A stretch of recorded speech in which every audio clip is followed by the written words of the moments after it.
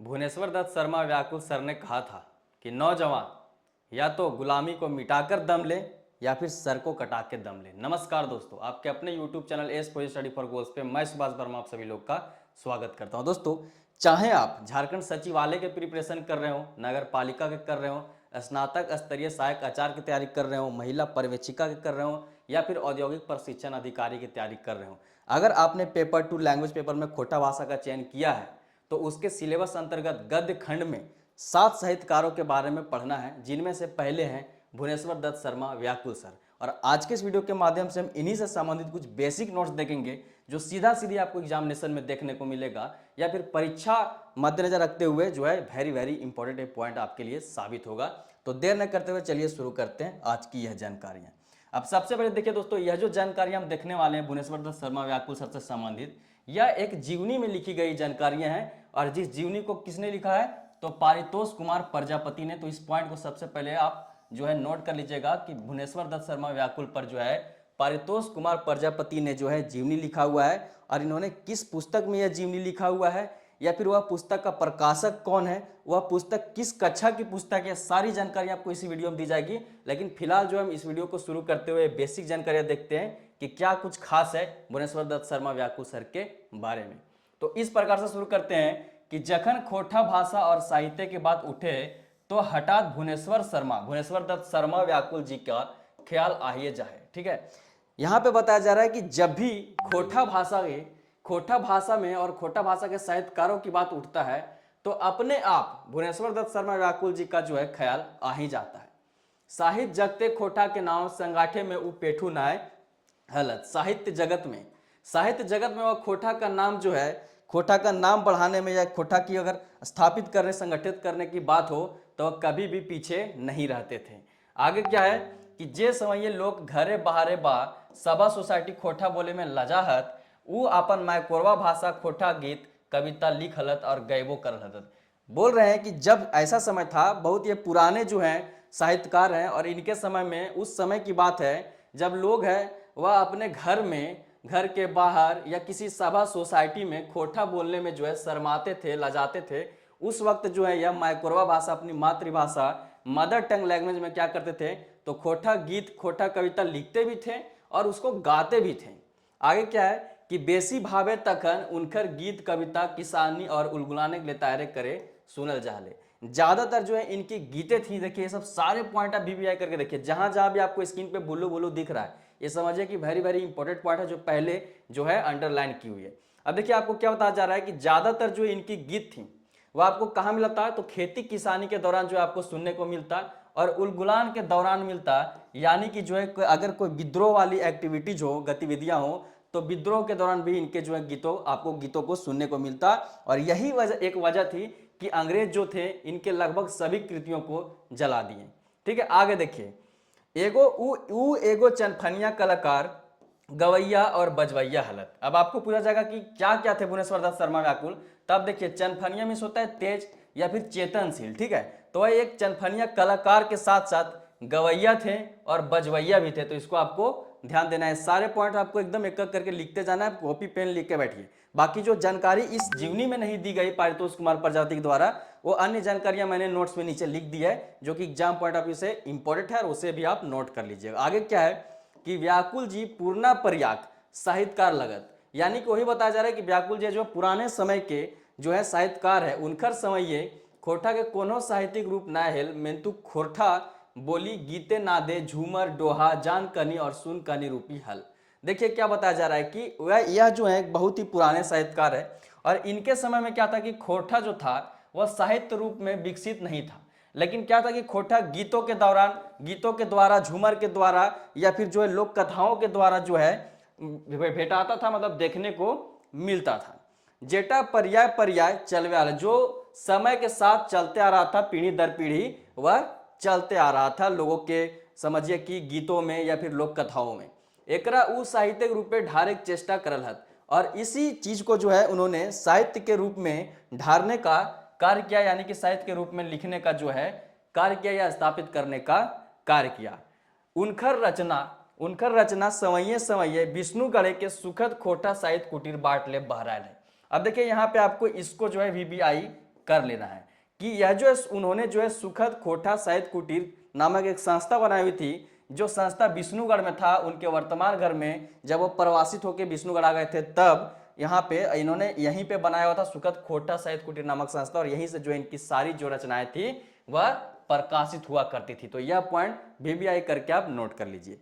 अब देखते हैं नेक्स्ट क्या जानकारियां यहाँ पे आपको इनके बारे में देखने को मिलता है। तो आगे क्या है कि उनकर रचना प्रेमे विरह ज्ञान मायक महात्म और दुलारे भाव भरल रहे। अब इनकी रचनाओं में किस प्रकार की जानकारियां आपको देखने को मिलती है, तो उनके जो रचनाएं उनमें प्रेम देखने को मिलता है, विरह देखने को मिलता है यानी कि ब्रेकअप, उसके बाद ज्ञान की बातें भी होती हैं, उसके बाद माँ की महानता पे जो इन्होंने लेख की है, या फिर दुलार जो स्नेह प्यार होता है उसके ऊपर भी इन्होंने जो है रचना की हुई है। तो ये सारे भाव जो इनके कृतियों में आपको देखने को मिलेगा, रचना में देखने को मिलेगा, तो इससे भी आप नोट करिए। एगो छुआ दुलार कविते व्याकुल जी सामाजिक विकास खातिरे गाँव के छुआ सभे के बड़ाई के रंग करल हथिन। अब देखिए आपको क्या बोला जा रहा है कि एक छुआ दुलार, इसको VBI करिए। एक छुआ दुलार नामक इनकी एक कविता है व्याकुल जी के, जिसमें इन्होंने जो है समाजे के विकास खातिर, समाज के विकास के लिए गाँव छुआ यानी कि गांव के लड़कों को, गांव के बच्चों को, गांव के युवाओं का बड़ाई किया। और क्या कर रहे हैं कि जे सब हाथे पिलसिन और काखे पोथी लेके स्कूल जाहत उनकर प्रगतिशील विचार के 75 देखा।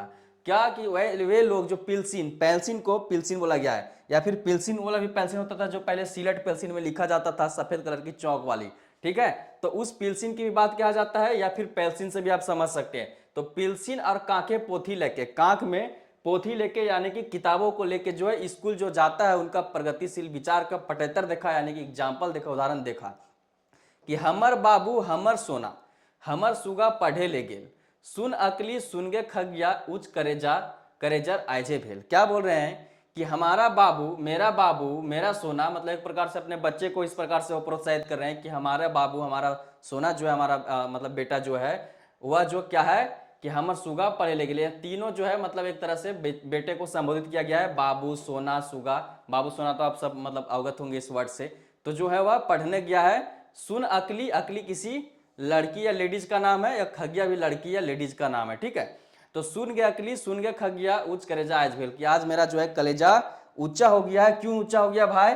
तो हमारा जो बाबू है, हमारा जो सोना है, हमारा जो सुगा है, वह पढ़ने गया हुआ है, ठीक है। पढ़ाई पे इंपॉर्टेंट करना है बाबू सोना को भी। तो इस बात को भी आपको ध्यान में रखना है कि किस प्रकार से इन्होंने जो है वर्षों पूर्व इस प्रकार की लेख की कर दी थी। आगे देखिए कि क्या कुछ इनसे संबंधित जानकारी दी गई है। व्याकुल जी कविता खोटा ही नाय हिंदी और उर्दू लिखा था। अब देखिए कि व्याकुल जी जो है वह अपनी जो कविताएं थी वह सिर्फ खोटा में ही नहीं बल्कि हिंदी में और उर्दू में भी लिखते थे। तो इसको जो है आपको नोट कर लेना है। यहाँ पे मैं आपको एक और चीज बता दूं आगे बढ़ने से पहले कि जैसे यहाँ पे देखिए, यहाँ पे किस प्रकार से आपको प्रश्न पूछा जा सकता है। यह पूरी 4 लाइन आपको दे दी जाएगी और यह पूछी जाएगी कि किनकी जो है रचना है, यह किनकी कविता है, या फिर आपसे यह पूछा जा सकता है कि यह जो कविता है वह यह जो लाइन है, यह जो पाता है वह किस कविता का है, यह भी पूछा जा सकता है। तो छुआ दुलार, या फिर इसके रचनाकार कौन है, तो व्याकुल जी। इस प्रकार से प्रश्न आपको पूछा जा सकता है। तो इसको जो एकदम नोट कर लीजिएगा, ठीक है। अब बढ़ते वहां पे जहां पे हम पढ़ रहे थे कि इनकी जो रचनाएं हैं वह खोटा के साथ साथ हिंदी और उर्दू में भी आती थी। आगे क्या है कि आपन गीते के और कविता दराई समाज के जग में काम कर रहा। अपने गीतों में और अपनी कविताओं से जो है वह समाज को जगाने का कार्य किया करते थे।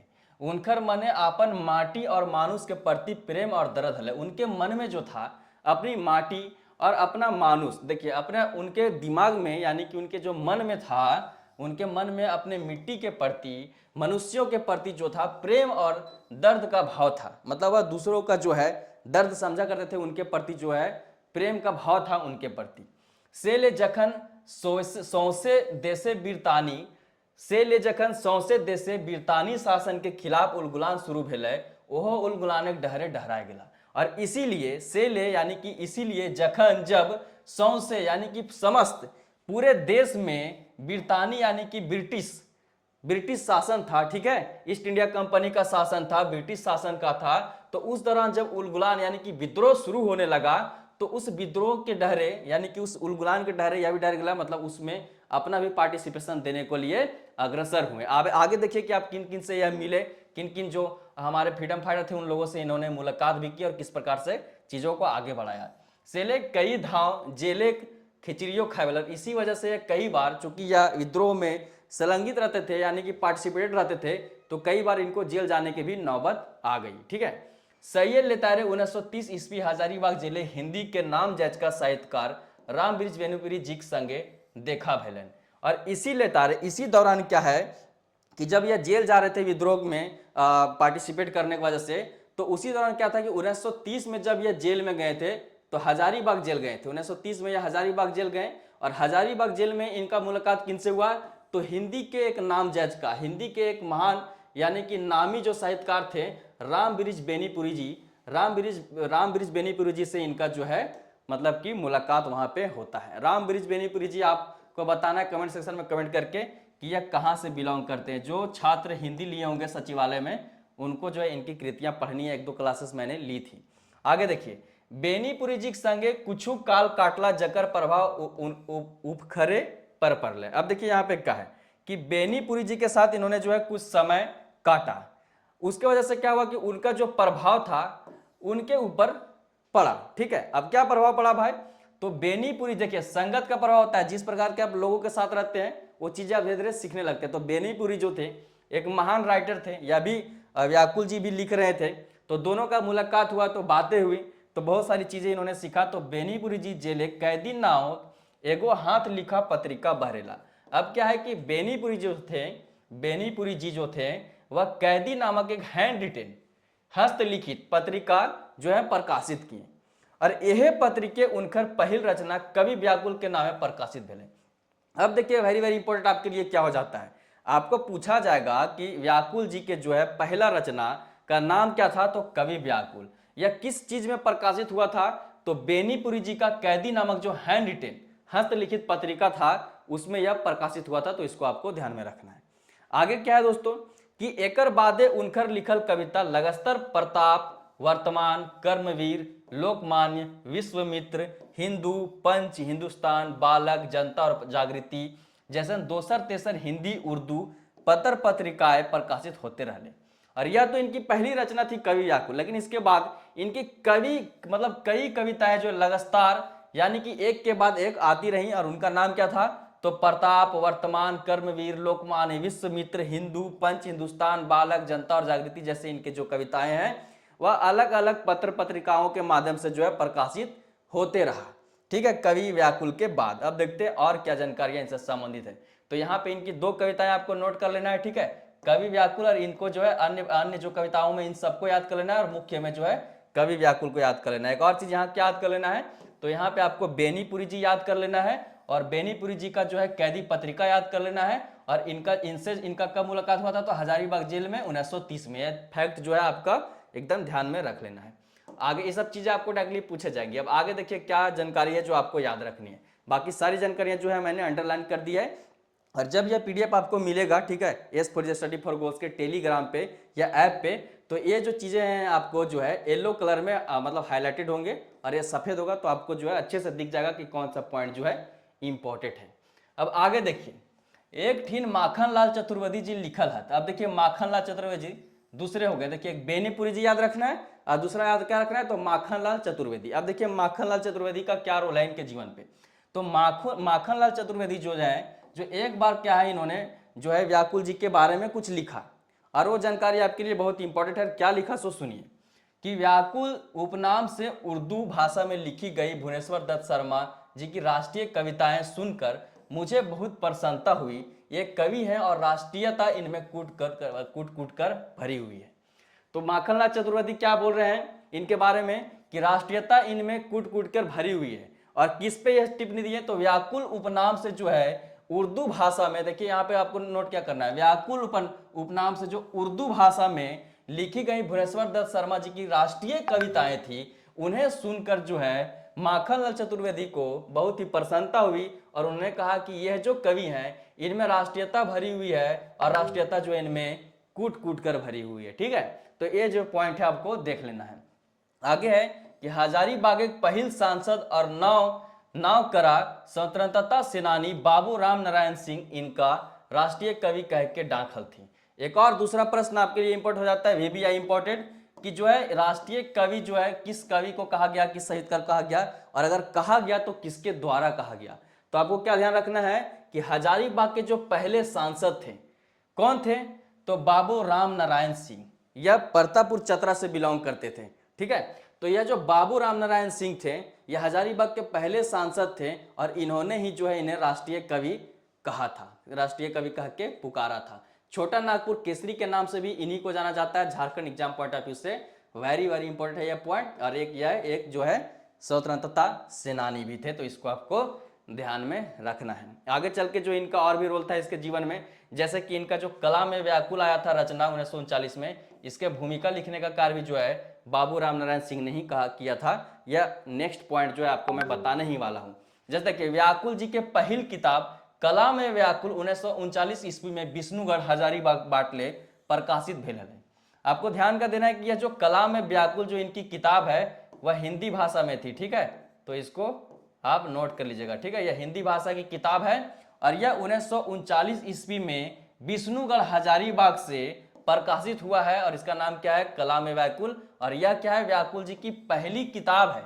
अब पहली रचना क्या थी, तो कवि व्याकुल। ठीक है, इतना आपको याद रखना है। अब देखिए इस यहाँ पे क्या है, ये किताब है कविताएं, कविता का कछु लाइन देखा। अब इस किताब का एक बहुत ही जो है महत्वपूर्ण लाइन आपके साथ साझा किया गया है पारितोष कुमार प्रजापति के द्वारा, और वह लाइन क्या है कि नौजवान या तो गुलामी को मिटाकर दम ले, वरना अच्छा है कि बस सर को कटाकर दम ले। और यही लाइन मैंने इस वीडियो के शुरुआत में भी आपके साथ साझा किया था कि नौजवान या तो गुलामी को मिटा के ही दम ले, यानी कि गुलामी को मिटा के ही रुके, या फिर जो उससे अच्छा है कि गुलामी में जीने से अच्छा है कि अपना सर कटा के दम ले। ठीक है, और यहाँ पे मैंने आपको बता दिया कि यह कला में व्याकुल जो पुस्तक थी इसमें भूमिका लिखने का काम बाबू राम नारायण सिंह ने ही किया था, यानी कि उन्होंने ही लिखा था। अब आगे देखिए क्या कुछ जानकारी इनसे संबंधित और ले सकते हैं जो एग्जाम पॉइंट ऑफ व्यू से इंपॉर्टेंट है, या फिर इनके बारे में जानने में हमें मदद मिलती है, क्योंकि इन सब जो लोग थे हमारे पुराने पर्याय जो लोग हैं जिन्होंने इतनी अच्छी अच्छी कार्य करके गया है हमारे भाषा के लिए, हमारे क्षेत्र के लिए, उनके बारे में हमारा जानना जो है फर्ज बन जाता है, ना सिर्फ एग्जाम पॉइंट ऑफ व्यू से बल्कि समाज की एग्जाम पॉइंट ऑफ व्यू से भी। ठीक है, अब ऐसे देखिए कि ई कवित्वे उनखर मनेक आया गुलामिक दर्द और आजादी तड़प बुझल जाए पारे। अब देखिए यहाँ जो है यह लाइन आपके साथ अभी साझा किया गया, यह लाइन जो आपको साझा किया गया कि नौजवान या तो गुलामी को मिटाकर दम ले, वरना अच्छा है कि बस सर को कटाकर दम ले। इस कविता में आपको साफ यह दिख रहा है कि इनमें इनका जो गुलामी का दर्द है और आज़ादी के लिए जो है तड़प है, जिस तड़प से ये गुजर रहे हैं आज़ाद होने के लिए, यह तड़प जो है साफ इस कविता में नजर आता है कि कितनी बड़ी बात यह बोल रहे हैं। और इस बड़ी बात में आपको जो है गुलामी का दर्द साफ साफ देखने को मिल रहा है। तो ये चीज़ें भी आपको ध्यान में रखना है। ठीक है, कि गुलामी के दर्द, या फिर ये लाइन देख के आपको डायरेक्टली पूछा जाएगा कि यह कौन से किताब का जो है पाता है, या फिर इसमें किस प्रकार का भाव जो है प्रकट हो रहा है, ये सब चीज़ें आपसे पूछी जा सकती है डायरेक्टली। ठीक है, हालांकि इसका एमसीक्यू सेशन मैं बहुत जल्द लाऊंगा, और वह जो सेशन है वह यूट्यूब पे फ्री में आएगा और जल्द ही आएगा। तो ठीक है, तो उसको आप एक बार देख लीजिएगा ताकि आपको पता चल जाएगा कि क्या बेसिक चीज़ें आपसे पूछी जा सकती है, किस प्रकार से प्रश्न बनाए जा सकते हैं। ठीक है, अब आगे देखिए कि व्याकुल जी कविता पाठ तो कर रहा, ठीक है, कि व्याकुल जी कविता पाठ तो कर रहे थे, एगो बेस वक्ता हालत, एक अच्छे वक्ता भी थे। ठीक है, से ले राम नारायण बाबू उनका बड़ी सम्मान देते थे, और इसी वजह से क्या था कि एक अच्छे वक्ता भी थे और कविता पाठ तो कर ही रहे थे और एक अच्छे वक्ता भी थे। और यह राम नारायण बाबू थे, यह स्वतंत्रता सेनानी थे और एक नेता भी थे। ठीक है, तो यह जो थे उनको अच्छे रिस्पेक्ट दिया करते थे वक्ता होने के वजह से। राम नारायण बाबू टान देख के उनकर संगे रह के कांग्रेस पार्टी काम देखल। तब देखिए राम नारायण बाबू के साथ रह के जो है यह भी जो थे व्याकुल जी थे वह कांग्रेस पार्टी का भी काम देखा करते थे। और यह इसी दौरान क्या हुआ कि रामगढ़ के कांग्रेस अधिवेशन के सफल बनने में उनका बड़ी योगदान मिले। और रामगढ़ में जो कांग्रेस का अधिवेशन हुआ था 1940 में, आपको कमेंट सेक्शन में कमेंट करके बताना है कि यह कांग्रेस का कैवां अधिवेशन था और इसमें जो है मुख्य रूप मतलब भूमिका किन्होंने निभाई थी। ठीक है, राजेंद्र प्रसाद का क्या रोल था यह भी आपको कमेंट सेक्शन में कमेंट करके बतानी है। सारी चीजें मैं इससे पहले एक और वीडियो लिया हुआ हूं, उसमें बताया हुआ हूं, और आई होप कि आपने उस वीडियो को देखा होगा, इसलिए मैं पूछ रहा हूं। ठीक है, अब देखिए आगे क्या है कि व्याकुल जी 17 मार्च 1908 ईस्वी गिरिडीह एक पासे महाताडी गांव में जन्म हला। अब देखिए इनके जीवन से कुछ बेसिक जानकारी आपको बताई जा रही है, जो कि सबसे पहले हमारे नोट्स में बताई जाती है। उनका जन्म, जन्म स्थान, माता पिता, उनके शिक्षा, उनका कार्य, उनके कृतियां, उनके अवार्ड, ये सब चीजें मैं पहले बताता हूँ, फिर ये जीवनियां बताता हूँ। लेकिन आज जो है उल्टा ही जीवनी शुरू हुई है, क्योंकि डायरेक्टली आपको पुस्तक से पढ़ाया जा रहा है। अब देखिए व्याकुल जी जो है वह 17 मार्च 1908 को गिरिडीह के पास महाताडी नामक गांव में जन्म लिए। मृत्यु भी आगे आपको बताई जाएगी। मेंतुक उनकर परिवार हजारीबाग एक विष्णुगढ़ रहे लगा। अब उस वक्त क्या था कि गिरिडीह भी हजारीबाग के अंदर ही था, ठीक है। गिरिडीह अभी अपना सेपरेट जिला, लेकिन पहले उस वक्त गिरिडीह भी हजारीबाग के ही अंदर था। तो वह क्या थे कि थोड़ा सा उन्होंने गांव बदल लिया। तो क्या हुआ कि वह महाताडी से क्या आ गए, विष्णुगढ़ आ गए, हजारीबाग का, जो अभी वर्तमान में हजारीबाग में। एकुन उनका घर हुआ है, और अभी भी जो है इनका घर जो है विष्णुगढ़ में ही है। अब विष्णुगढ़ के ही ये जो है हो चुके हैं, हालांकि इनका मृत्यु हो गई है। एकुन उनकर घर हुआ है। जखन व्याकुल जी 6 महीना खला तखनी उनकर बाप पंडित बलदेव प्रसाद उपाध्याय सिराय गया। क्या है कि जब व्याकुल जी 6 महीना के ही थे तभी जो है इनके पिताजी की मृत्यु हो गई, जिनका नाम क्या था, तो पंडित बलदेव प्रसाद उपाध्याय, ठीक है। ये नाम आप नोट कर लीजिए, आगे चल के मैं आपको इनको माँ के नाम भी बताऊंगा, ठीक है। शांति देवी था। सेले उनकर देखभाल उनकर आजा पंडित अयोध्या प्रसाद उपाध्याय करल थी। और इसी वजह से चूंकि इनके पिताजी की मृत्यु हो गई है इस समय, जब यह काफी छोटे 6 महीना के मात्र हैं, तो इनका जो है पालन पोषण की जिम्मेवारी किन पे आया, पंडित अयोध्या प्रसाद उपाध्याय पे, जो इनके आजा यानी कि दादाजी थे। अपन आजा से ही वो पहिल भाषा व्याकरण ज्ञान और शिक्षा पहला। अपने दादाजी से ही जो है इन्होंने अपने मतलब सबसे पहले अपने भाषा का और व्याकरण का जो है ज्ञान और शिक्षा इन्होंने जो है अर्जित किया। अब आगे देखिए कि किस प्रकार से इनकी जो है जीवन आगे बढ़ती है। आगे क्या है दोस्तों कि घरे उनकर मन न लागे से ले उ 11 बछरे कुमारी घर से भाग के काशी चल गेल रहत और कुछ दिन पर घर घुरियो आयला।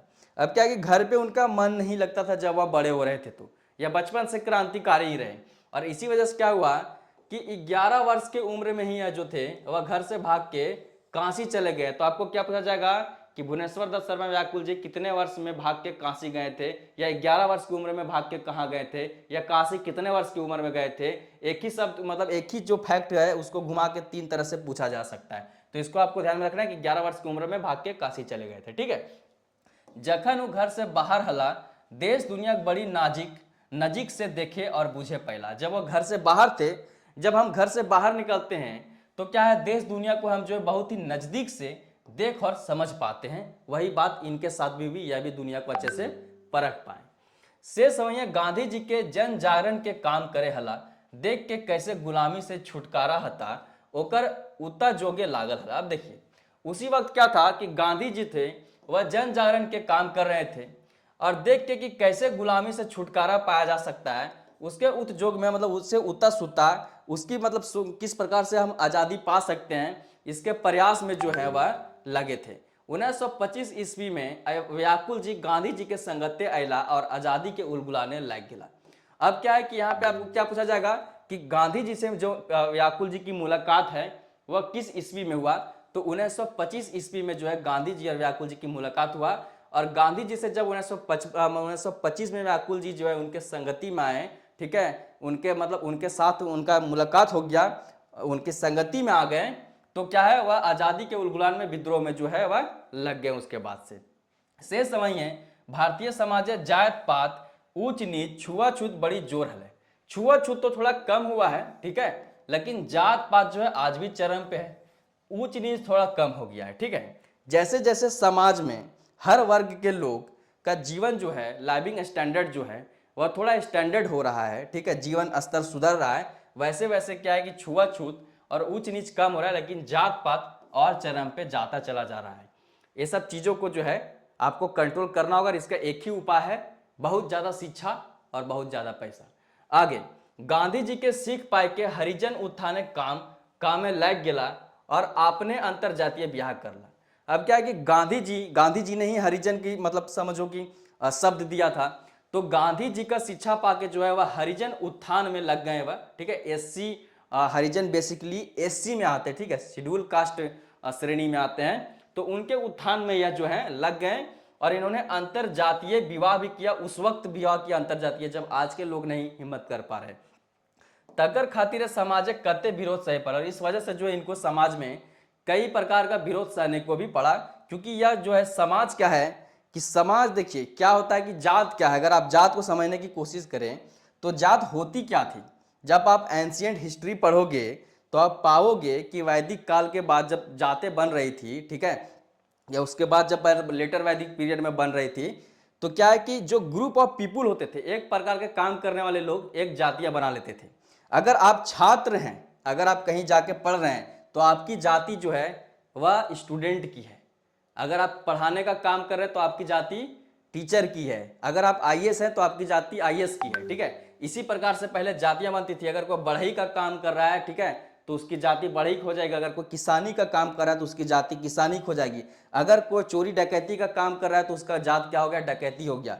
कोई अगर ज्ञान संप्रेषित करने का काम कर रहा है तो उसका जात जो है ज्ञानी का हो गया। इसी प्रकार से जातियां डिसाइड हुआ करती थी, ठीक है। तो वही चीज है कि उस वजह से जो है इसके जो है मतलब इस वजह से क्या होता है कि, लेकिन आज क्या है कि यह जाति सिस्टम इतना प्रोमिनेंट हो गया है कि वंश दर वंश जब यह चीजें चलती गई तो लोगों ने अपना एक ग्रुप ही समझ लिया। और जो मेन इसका कॉन्सेप्ट था कि जाति क्या होती है, इस वजह इससे जो है लोग भटक गए। जाति सिर्फ वही है जो आप कार्य कर रहे हैं, वही आपका जात है। और इस मेन कॉन्सेप्ट से जो लोग हैं धीरे धीरे धीरे भटकते गए, और आज लोगों को खुद नहीं पता कि वह किस जात से बिलोंग करते हैं। तो यही चीज देखिए कि यह जो समाज में है, इस वजह से लोगों को, जो गरीबों को जो है, ठीक है, बहुत जो है मतलब जाति वाति को लेके बहुत चीजें फेस करनी पड़ती है। और यह जो थे व्याकुल जी ने भी इन चीजों को फेस किया, ठीक है।